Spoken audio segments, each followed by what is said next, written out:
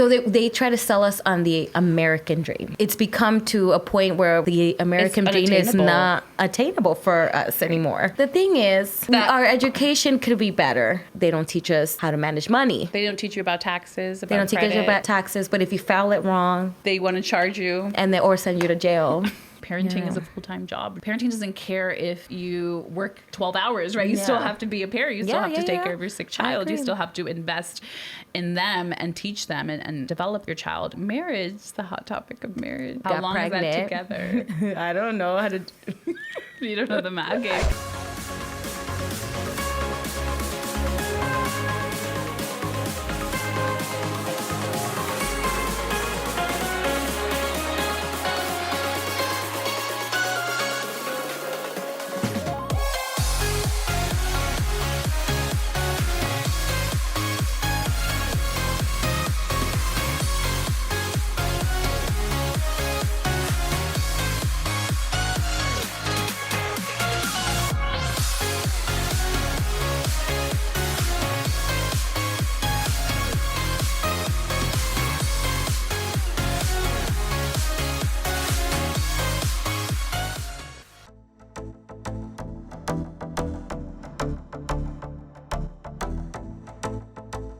Blessings, everyone. This is Pastora Abigail Palacios, and I'm here recording some content for you guys on family, on friends, on relationships, on marriage, educational system, just various topics. So you guys can get to know me a little bit better, get to know a little more about my perspective so that we can bring some discussions to the table that I feel need to be highlighted and need to be discussed. I expect to be producing more content with other individuals, by myself, so I hope you guys can tune in and see more. So today I have my wonderful sister. Her name is, I'll let her introduce herself. My name is Patricia Lezama Canales. I'm the oldest sister. Yeah, and she's visiting here from San Diego, California. Mm-hmm. So this is the first guest that I have. So it's I feel honored to have her. And we always have a blast talking about different topics. Yes, we do.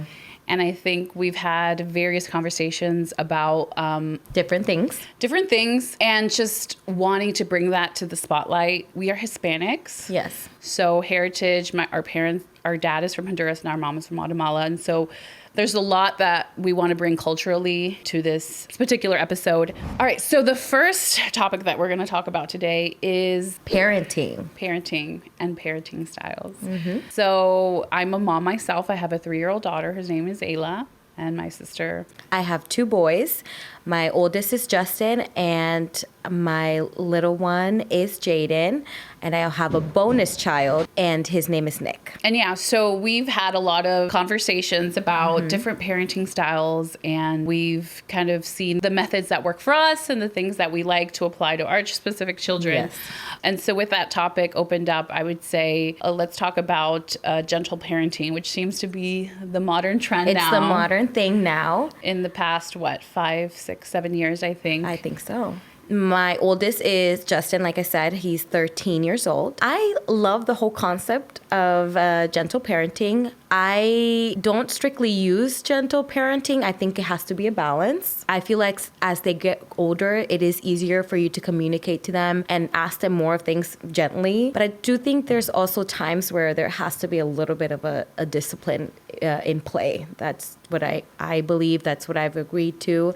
Me and my husband, we love that parenting style, and it's worked for us, and our kids are fine right now. They're thriving, I think. So do you feel like you use a little bit of gentle parenting? I would say a little bit. Like I said, it's become more trendy, and it's become, again, it's easier, I would say, for him because he's understanding. He understands a little bit more. So I feel like if you sit down and explain things with him, he understands it more. But again, I do also feel like I do believe in spankings. I do believe that sometimes it's necessary because the kids will push your boundaries. They're going to test you. That's part of what they do. They're going to test your limits. And sometimes, you gotta do it that way. Yeah, and I completely agree. I mean, to me, when I think of gentle parenting, I've heard, parents don't say no. They use a lot of explanation, even during the early years, talking from 0 to, I don't know, maybe from 0 onward, right? So with my particular child, I preferably use the tough love method. I don't even know if that's an actual term, but I understand. I think when she gets to an age of understanding, I'm going to explain to her. And that's what I'm saying. So like maybe in the beginning, like they need to learn. I feel like especially those developmental years that's when they're going to be testing you the most. They need to know like, okay, like, I mean, some people, things like that, I mean, if it works for them, great. Or even timeout, I feel like that didn't really work for us. Yeah. But again, as they grow up, I feel like they have a different level of understanding, and then you can more take the time to talk to them and be like, this is why I don't want that, and they'll understand a little bit more. Yeah, and I don't think we're saying there's like one specific method to parent your kids. It's just what works for us. But what I've seen, at least in my generation and experience, is a lot of the kids nowadays, they don't have this fear of their parents. A good, healthy fear, by the way. It should be healthy. We're not saying fear. That, if you are fearful, you should feel comfortable enough to approach your parents with any issues, problems, questions, concerns. And I agree with that. I feel like our generation has gone to point. I agree with that. Even teachers now, as we can see the world, what's going on, a lot of the complaints of the teachers for middle schools and high schools that they can't control the kids because there's no consequences. They can call the parents, they can do this, they can do that, but it's too late. They're already past that important age where the instruction needed to be done and it wasn't done. So it's harder because it's not up to the teachers. So it's harder for them if the parents are not taking that role or not doing that or isn't doing, taking it done at home. So I agree. And I think, when it comes to consequences, it all comes back to the setup. But when I say the setup, the nurture and the raising and the environment that the child grows in. And so I feel like the United States, we have a culture where everybody is a winner. You participate in soccer, you get a trophy, an award for that. And that's not real life. In real life, there are moments where you win and then there's moments where you lose. Correct. And sometimes as parents, we don't express that to our children, and we want them to just see the success of life. But there are points of failure. There's consequences, Correct. like you've mentioned, to your actions. And something that I've taught, like even the youth at our church, CNM ministry, is, and this is the law of thermodynamics. I know it's so dumb, but we're taking it back to the educational system. Like one of the laws is for every action, there's an equal opposite reaction. And so for anything that you do to someone, I apply this to my life, there's either going to be the same reaction or the opposite. And so we can't expect to go through life without paying penalties, without whether it's good and bad. Yeah, whether it's good and bad, right? There's always penalties to it. Yeah. There's always a reward or a punishment. And so I feel like that is something that that concept of consequences and choices playing a big part of your life hasn't really been captured by our generation. And to take it even further, like I think we've been sold, at least in the US, right? Because we both grew up first generation. We've been sold this idea that, if we do the right things and we work really hard and we graduate, we get a degree, we go to school, everything's going to work out. And like, life throws curveballs at you. You have to be prepared for the unexpected, for the catastrophes, for the things that come out of left field. And sometimes our generation thinks that if they follow this path, it will lead to success. But it's really the choices that you make, the books that you read, the setup, the nurturing, the things that you sacrifice for. God most importantly, and leaving your destiny in his hands, but also being active about what you do. Because faith is action. But going back on what you were saying about winners, it's not that we're saying that we are creating losers. It's not that. We're teaching our kids how to navigate the world. And it's not always going to be a great situation. There's seasons in life. And what we teach our kids, and again, as parents, it is our responsibility. The Lord gave us that responsibility to teach him in his ways, to teach him how to react, to teach them consequences. That's the parents' responsibilities. It's not the churches. It's not the teachers. It's not family members. It's the parents' responsibility. And goes back to that. We sell them on this reality of life that sometimes it's not what it is.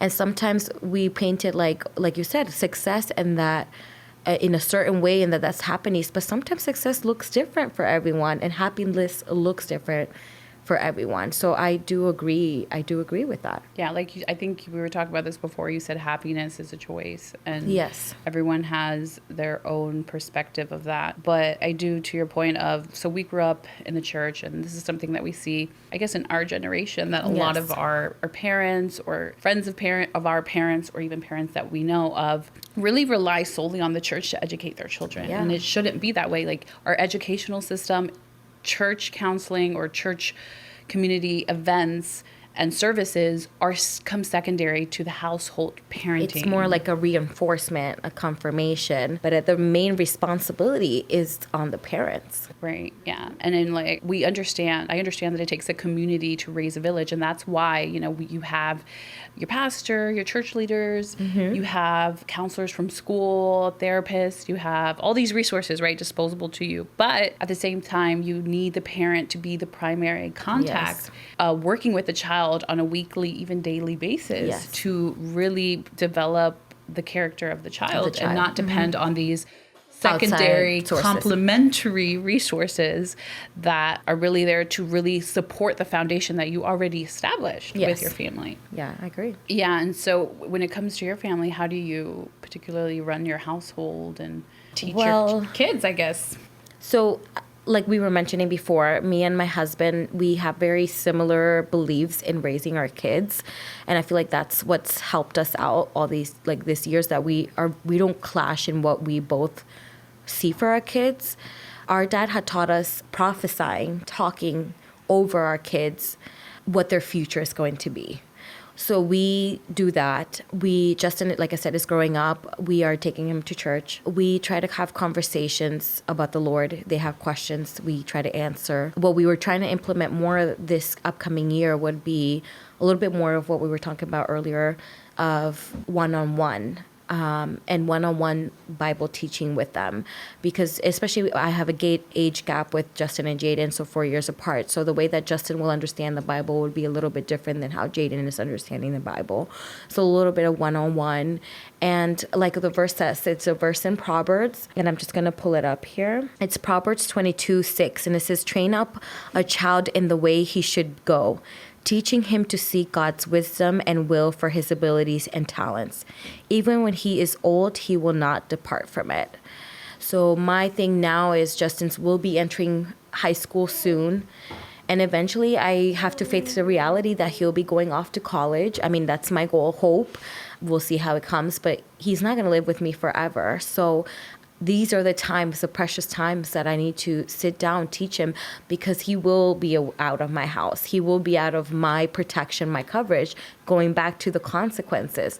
Whatever decision he makes, he needs to know that there's consequences, again, whether it's good or bad, but also he needs to know that just as God's love is unconditional, my love as a parent to him is also going to be unconditional. So no matter what he does, he can always come to you. Of course, that you have to leave that door open. Yeah. Again, it's my responsibility. The kids are blessings. No matter how it happens, it's a blessing. Kids are a blessing. And we should feel privileged to be parents. And we should take that as a very big commitment, and it's a very indelicate thing, but it's an important thing, and it's something that I tell the Lord, teach me how to teach my son, especially with this generation right now, with everything that's going on, with the shootings, with the drugs and everything. But it's like we can't live in constant fear. My husband always says that we can't live in constant fear. We have to give that to the Lord. Not only our kids, especially now with everything that's going on with drugs, shootings. We do live in a world where it can get scary, but there's also verse in the Bible where it's like we are under God's protection, one, but we're also, even though we're in this world, we're not of this world.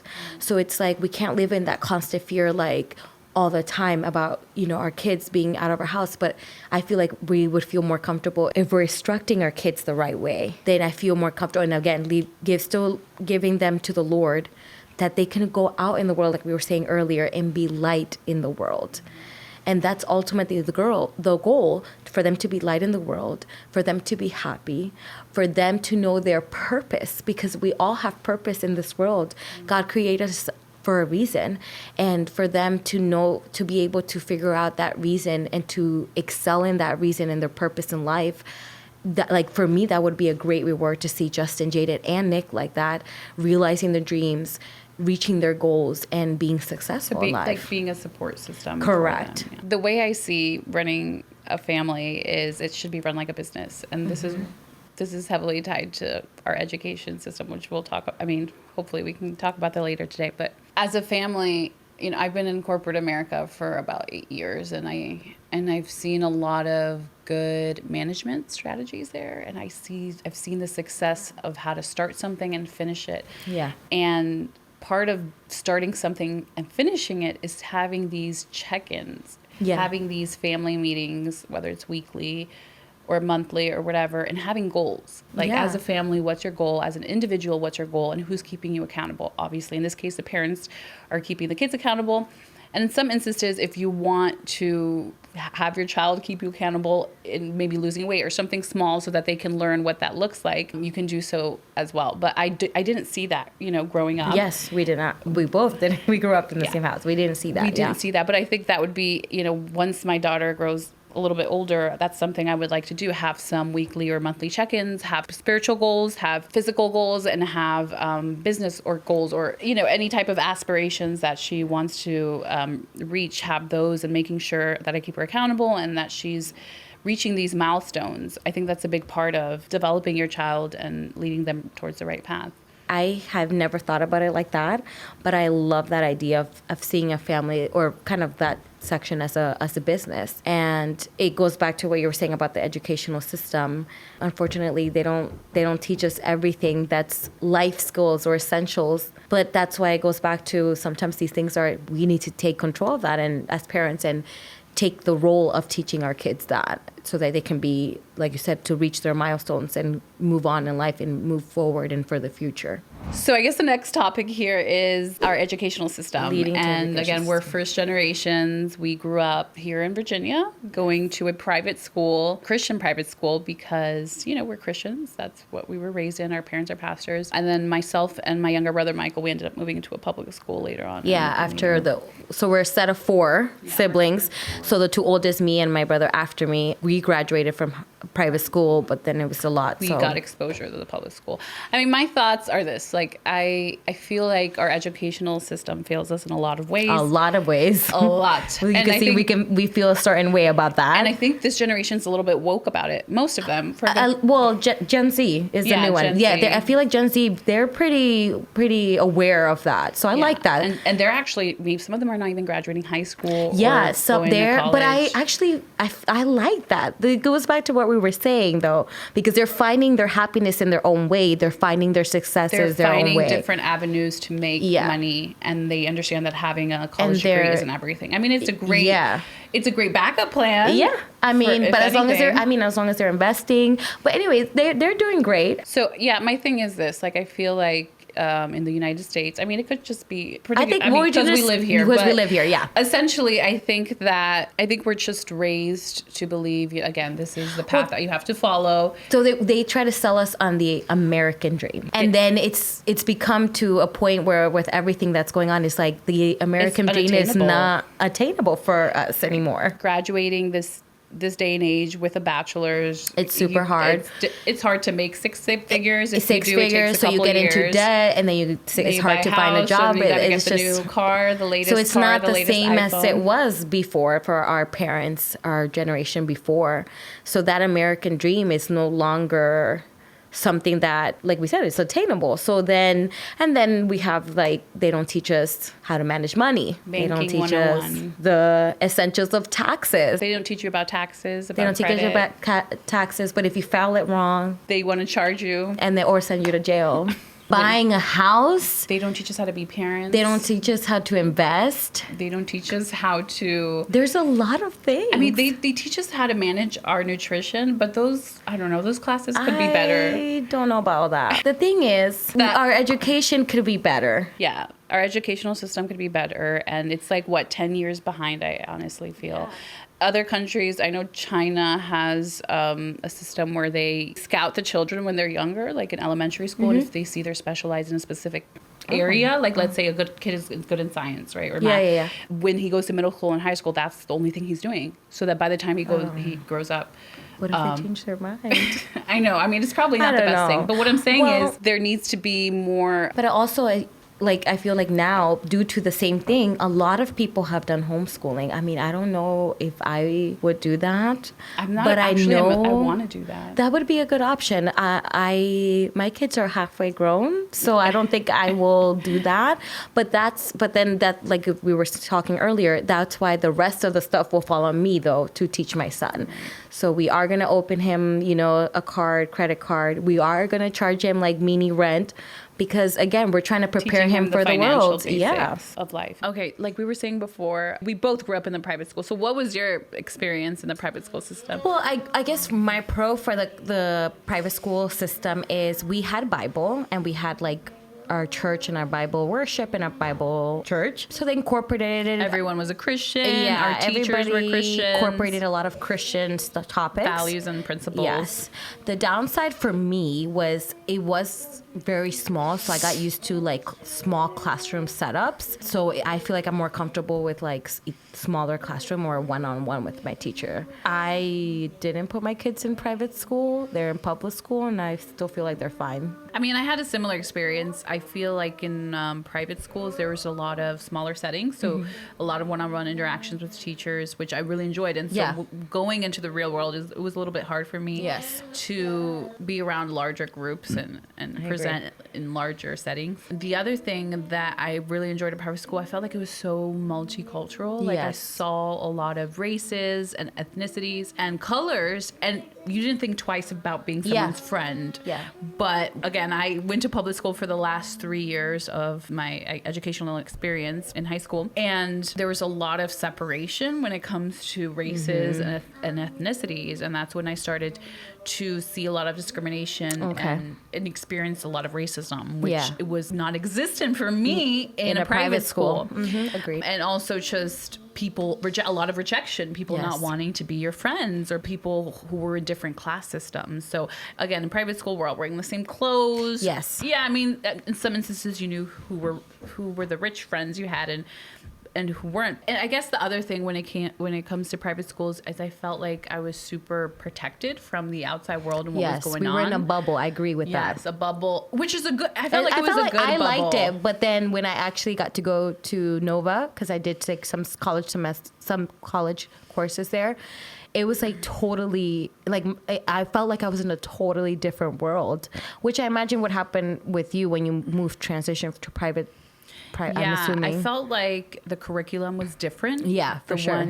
The curriculum in public school was much more challenging. Yes. And I'm not sure why they just couldn't adopt the same thing. Maybe there's like a miscommunication between private and public schools on what type of curriculum they're using, but it was an awakening in the sense that I thought I was super smart and was able to digest information and get these great scores. Yes. But there was a whole nother level to that when it came to going into public school. The other thing about public schools is I feel like they also provide a lot more opportunities to take these AP or IB classes that can become college credits. What were you going to say? No, yes, I agree with that. And that was something that wasn't available. I think maybe AP was available. I don't know. I don't remember. At least with mine, I don't remember. Yeah. You know, there's pros and cons, but I really appreciate, again, the bubble that you're in. Yeah. The close-knit family that's created. Yes. I really, really felt like my classmates were my family. I knew their parents. I knew where they lived. We were all were invited to the same parties and events. And again, we've talked about this before. Everybody was a winner. So like if you wanted to join the volleyball team, you would try out. And even if you sucked, you'd still be included. It's the truth. Not going to call out any individuals. You know, they would include you and make you feel welcome and teach you the basics to be part of that basketball team, that volleyball team, or whatever sport you're interested. But the other thing we were mentioning about, the other thing that they don't teach us is to be business owners. We were mentioning. Yeah. So I would say the other thing about our educational system is it's very cookie cutter, right? They're producing in mass this system to send off to create employees Yes. and people who can follow directions and stick Instead, to the path. instead of business owners and becoming entrepreneurs, becoming agree. business owners, Yeah. creating generational Yes. wealth Yeah. and expanding and creating an empire for their families. Yeah. So sadly, I've realized this now, but I don't. It's not that sad either. It's at any point in time, it's never too late to invest in Yeah. yourself, educating yourself, Correct. to think out of the norm, to look at alternative methods of earning income. Yes. Because when it all comes down to, like, for me, I feel like now I'm 28 years old. I have a 3-year-old daughter, and I love my job. I really do.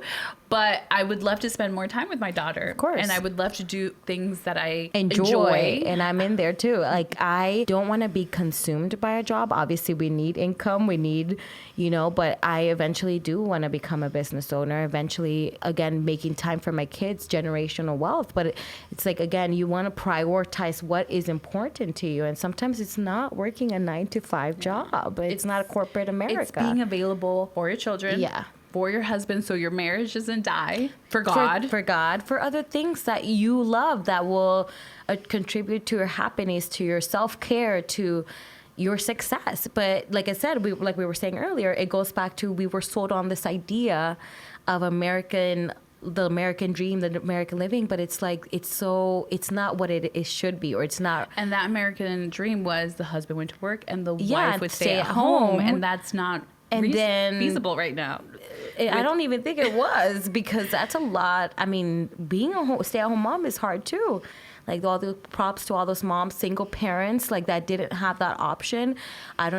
Props to all the single parents, because it just blows my mind how they can do it. Yes, props to all the single moms parents. out We there. shout outs. Dads. Like, we're military family, so I'm sometimes at months at end I'm by myself, and I just can't imagine doing that all the time. That's overwhelming. So just a little props there to all single parents, either whether male or female, on what you're doing with your child. So. Yeah.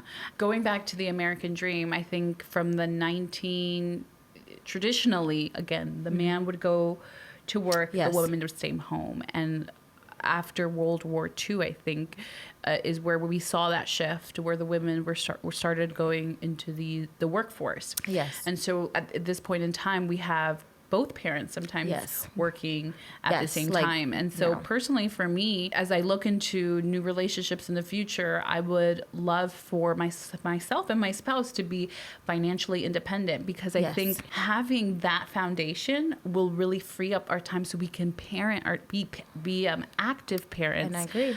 And be active in our marriage and be active in serving the Lord, Active which and to present. me is and present. I think that's the word. Present, because all these things they do, I mean, again, working a full-time job, 40, 80 hours a week, it consumes the life. It consumes, and then the kids either spent time before school programs, after school programs, because if some parents have to be there so early, get out so late, then just barely have dinner together and go home and repeat everything the same day. Yeah, and going back to my laws of thermodynamics, this is the second one that I like. Energy cannot be created nor destroyed. So what does that mean? You're giving a certain amount of energy, and so you have to think twice about where is that going. It's going to be transferred, right? Yes, yeah. So it's going to be transferred to this task. It's going to be transferred to this action. You have a limited amount of hours in the day. You have a limited amount of energy. How are you going to invest your energy?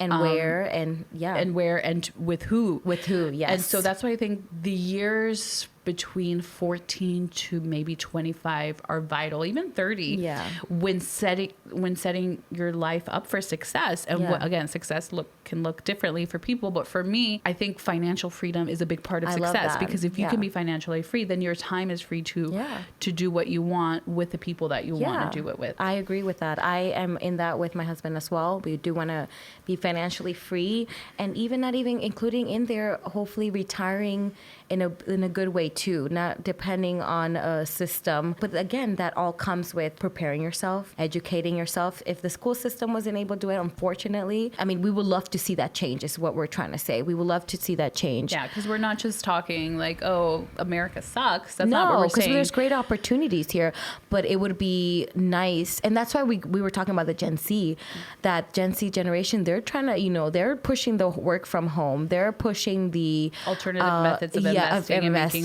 money. They're pushing I no longer want to climb the corporate ladder. Right. I'm going to clock out. Don't call me after. They're pushing all that, and I'm here. I'm all for it. I love it. So when it comes to the Hispanic community that we have, we love you, all Latinos out there, especially Latinos. Hondurans and Guatemaltecos. and the Salvadorians. I'm kidding. No, we all are Motherland. Salvadorians, but yeah. We are, yes. Our motherlands. You know, when it comes to this community that is in the United States, how can we, because we've talked about a lot of the cons, how can we better equip the parents so that they can instruct their kids in the right path, given there's so much information out there? And again, there's so many paths to success. What herramientas, tools can we give them? Well, I did a little bit of interpreting, and I did some for like the school system. I didn't do a lot, but I did do some. And a lot of I don't want to say complaints, but a lot of the concerns of the teachers in the communities was that the language barrier, and some parents were comfortable or involved. And this is just the occasion. I'm talking about the education system, not spiritually right now. But I guess because of the language barrier, they would get scared or afraid to come to meetings, to come to check how their kids are doing. But if you request it, and I know it's hard. I know it's difficult to be like, I need an interpreter. I don't understand what's going on with what my child needs for school. But they do try to offer that for parents so that they're aware of what they need. Sometimes kids need tutoring, but the parents don't know, or the parents can't help them with their homework, so they need tutoring. So they try to provide these resources. But I would say any Latinos, any parents are there, try to go to the meetings. Don't be afraid to ask. If you find another friend that speaks both languages, ¿cree que me puede traducir? Can you translate for me, interpret for me? How can I help my child? How can I do this? How can I do that? And then spiritually, I mean, I would say, again, we do have our pastors, we do have our leaders. Again, we're not relying on them, but they can help us, give us material. Where can we start? And, I think starting like the main things like Moses, David, the big characters, obviously the story of Jesus, I would say to start there. But look into your community, look and see what resources they can provide for you to help your kids. Yeah, I would say it really goes back to mentality. I mean, everything you said, language barrier is a big challenge for the Latin community. Even if it's hard, I know, but like in the end of the day, like, it's for the benefit of your child. It's for the benefit and the mentality of of your child that. And you in the future, right? Because if your child's successful, you're successful. You're successful. They'll be able to take care of you just like you've always wanted. Yeah. But if they're struggling and they haven't been set up for success, correct, then that's where everything goes downhill. You're right. It does go with the mentality. Mentality of being present. Yes. And of finding information. So being inquisitive to know that I don't know the answer. I don't know everything. Let me figure it out. Like I don't know if you remember this. For me, maybe not information wise, but like I felt like my mom was always involved in our school. And if you ask my mom, she was good, and she's probably not going to be happy about this, but she'll tell you that she doesn't speak English very well. She does, though. Mother, you do. But she says that no. But I feel like on for me, even my like field trips, my mom was always there. And I know for Jonathan, I feel like she was always, I mean, you tell me. I felt like she was super involved. My mom was there in everything. Basketball games, everything. Volleyball games. She was involved. They would ask her to help, and she would just be there. Baking every time we would tell her last minute. Well, Jonathan told her last minute. And I would need a poster last minute at 7 and p.m. She would go. Do the next day. And she was involved in everything. She was privileged to be a stay-at-home mom. Which a lot of people don't have. Yeah, so we'll say that. She did have a privilege to do that, but I feel like she did take the best advantage of it and was able to be involved. And we were 4 kids, so she was involved in that. Questions, we would have a lot of conferences with our with our homework. We had Jonathan had a lot of conferences. Yeah, I had to a lot of meetings. But yeah, they would take those opportunities to ask the right questions. What else can we do? What else has she been doing or not doing? Like, how can we better it? Like, she was finding like, what can I do? Like, ways to support us and get us through. So that's what I'm saying is, for the Hispanic culture, the mentality should be, being present. Because I guess I understand that a lot of the jobs that the Hispanic community gets is time consuming. It's laborious. It isn't the best job in the world. And so sometimes there's not a lot of time to dedicate. But that's really comes with the package of parenting. Parenting is a full-time job. It is. Parenting doesn't care if you work 12 hours, right? You still have to be a parent. You still have to take care of your sick child. You still have to invest in them and teach them and develop your child. And so parenting doesn't discriminate, is what I'm trying to say. So I would say mentality is very important. Make sure you're present. Make sure you're asking questions to the right people, and never get tired of doing so. And never stop asking for help. Because again, there's resources out there. Yeah. There is no perfect answer. No. Get what you can, use what you can, what will work for your family, but don't get discouraged. If one person can't give you the right answer, continue trying to search. But again, it goes back with the mentality, continuing to search for the answer that will fit for your family. Something that I learned, I want to say a couple years ago, after working in a corporate America for a while, and I was telling this to my coworkers, and it's so funny. She told me this. I talked to her like about a year ago, and she's like, Abby, I always remember you said this. I'm like, what? What did I say? She's like, you said everything is solutionable. Okay. Everything is solutionable. There is a solution. There's a solution for everything. Is there a manual that's going to tell you it? No, but you have to go look for the solution. You gotta look for it. I love that. And the people that work for me, they come to me and they're like, Abby, I can't do this. You know, this is difficult. It's impossible. There's this obstacle. There's that challenge. I'm like, there's always a solution for Amen. something. Amen to that. So that's my recommendation to the parents is to be present. And there's always a solution. Ask questions and know that there's always a solution. So no tires la toalla. Don't no throw tenga the miedo. towel. Don't be afraid. And we want to see more Latinos being set up, more kids being successful, and we want to see that more and having their version of success. Right. And again, I am very active in my ministry, CNM ministry, and the pastor is our father, Ricardo Palacios, and he's always trying to encourage the community to realize that we need to be on top of our kids, right? And he stresses the mentality. He stresses that parents should be present.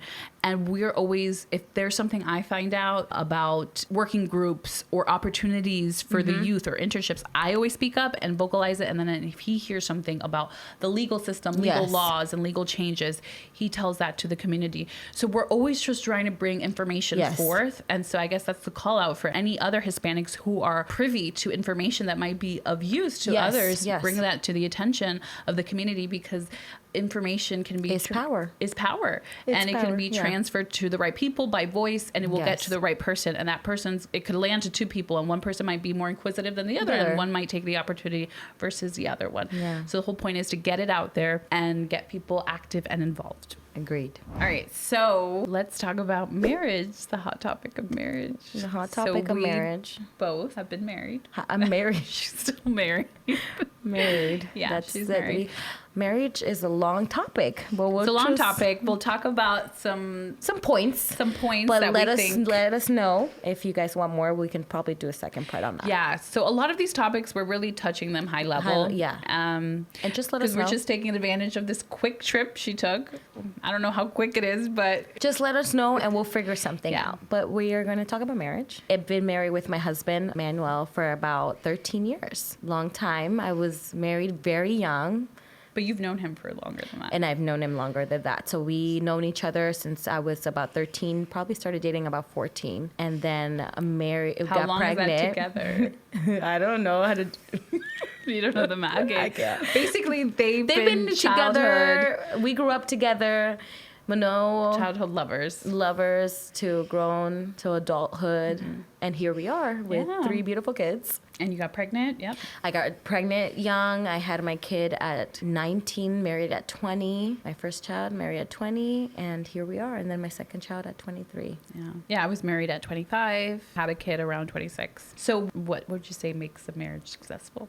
If you could bucketize it to something. I probably can't bucket in, but I would say one of the main key things, because again, everything fits different for everyone. But I would say communication is the best thing. It's the best thing, but that's the hardest thing sometimes, communication. That's what I would say. Because it's like 2 different people with their own different minds, desires. He can't guess what I'm feeling unless I express it. I can't guess what he's feeling or expressing. I mean, that's why communication, because then how we're going to know how is it going? Like you said, weekly check-ins. How are we going to know if we're all guessing or assuming without actually communicating? Assuming wanted. So how do you guys communicate? Like, do you guys have different communication styles? Because some people are more reserved than others when communicating, and some people kind of beat around the bush. Like how I don't know. do you guys navigate? Since we've been together for so long. You think you guys have great communication? Not great communication, I know, but I feel but- like we can even read, like, for example, even if, let's say, even if I don't want to say it, he knows something's wrong. Sorry, man. He has a skill called telepathy. He's with it again. I mean, it's not going to work. Like, For it's, everybody. if it's a new marriage, I mean, that's what you guys have to work out. But I mean, our first year of marriage, he's aware of that, was not the best. And again, we were very young. I don't think anyone's I don't know. first There's year of people that go marriage through. That's why it's called the is a honeymoon phase. We didn't go through that. I would say that You later don't have in a years. honeymoon phase? No, That's crazy. I would say for me, it came. I did. I'm sorry. Not that I never had it, but mine didn't happen the year we got married. that like was usually, the worst year. For us, it was the And I've worst heard that year. from a lot of people. And it came later, way later. But I love you, babe. I love you, babe. But it came later. Yeah. I mean, he's aware of that. I mean, personally, for me, I think marriage is beautiful. Beautiful. It is beautiful. It's work. Yeah. No, what I want to highlight here, it's a beautiful thing that the Lord Establish. He said to Adam and Eve. He said, be fruitful and Yeah. multiply. Yes. But that's creating a family. That's creating a Yeah. family. But I'm saying it's such a beautiful institution that the Lord has created. And the purpose of marriage, and I think this is something that isn't pressed on, at least when I was grown up, it's for a reason. It's not because you It's not for your selfish desires. Right. It's not for the title. It's not for because Benefits. society Says this is so. what you It's have not to do. for benefits. It's not for it's not for benefits. It's For feeling your loneliness, because then it just becomes a toxic thing. It's not for selfish reason. right. And when the Lord decided to create Eve for Adam, he said he was making a helpmate. Yes. Not a sex doll, no offense. No. Not a slave. Not, Correct. I don't know, some type of object. He was making somebody to help him. Amen. So it's for a higher reason than I Yeah. just like you, or I find you attractive, or I just want to sleep with you. Yeah. Or have that title of being a wife or a husband. Mm-hmm. So sometimes we also we scare our the younger generation or the people who are looking to marriage, like, oh my gosh, it's so hard. Marriage is work, just like taking care of your kids, just like going into a job, just like starting a business, just like losing weight. Everything in life and work is work. That's what I've realized. And so some people are good at putting work and some people are not good at putting work. And so it really depends on who you are, who your character is, and what phase of life you're in. So with that said, I would say that marriage is I think one of the key, for me, foundations of marriage is being conscientious and aware of who you are and your identity. Yeah.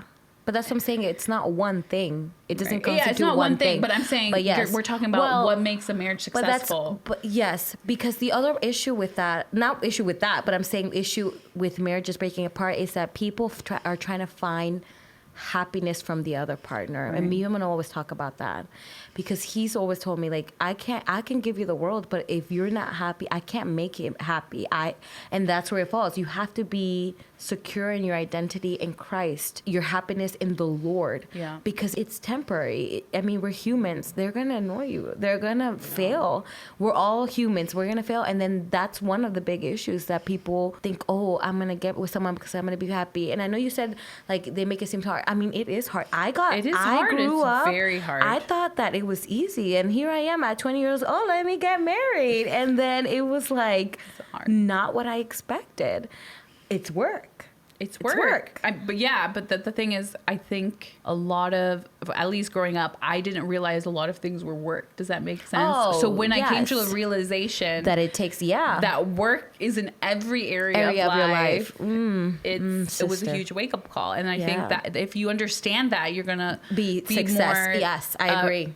You'll think twice about everything, marriage or and taking it seriously, because some people taking it slowly. Slowly and seriously. Yeah. And choosing the partner you're gonna be with, because that's also like, I don't know. I think there's a Bible verse: love your neighbor as you love yourself. And a lot of people don't know how to love themselves first. And I know, so cliche, but if you can't love yourself, how are you able to give love to another individual in a marriage, in a long-term commitment?